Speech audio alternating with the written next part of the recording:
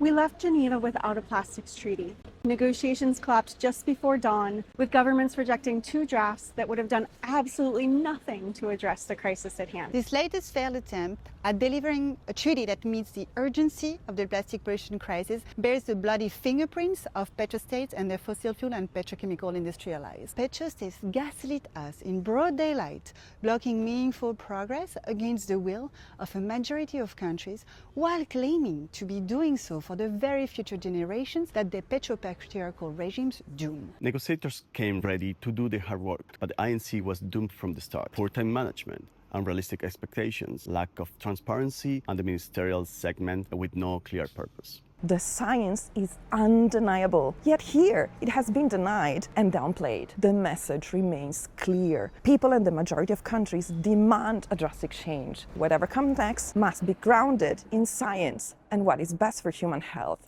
The world doesn't need more plastics.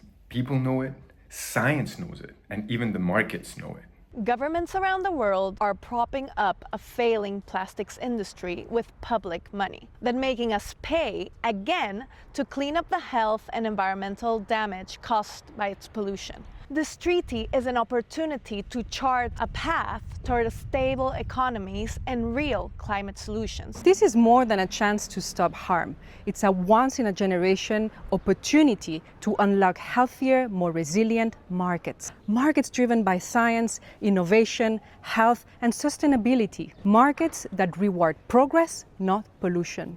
This round of negotiations saw record numbers of fossil fuel and petrochemical lobbyists, proof that industry is desperate to derail a treaty that would hold them accountable. But civil society and rights holders met their presence with determination and clarity. For each of us, there is a community at home. For them, a CEO's pocketbook. While yes, the process was an absolute failure, the countries that stepped forward was an absolute success. We saw member states submit dozens of text proposals that received support of over 100 countries. There is broad, global recognition of the need for an ambitious plastics treaty going forward. Those ambitious countries who found strength in Busan are leaving Geneva even stronger, despite repeat and dirty attempts to divide them. The movement also gained momentum, rising larger, becoming louder, and forging greater unity. When the talks resume, it will be essential to change how and where the work is done. After 11 days of negotiations, it became crystal clear for everyone that future discussions will continue to fail if the process does not change. What's most important now is to chart a clear path forward. That could mean carrying forward in a reformed INC, giving greater direction, clearer mandates to the facilitators,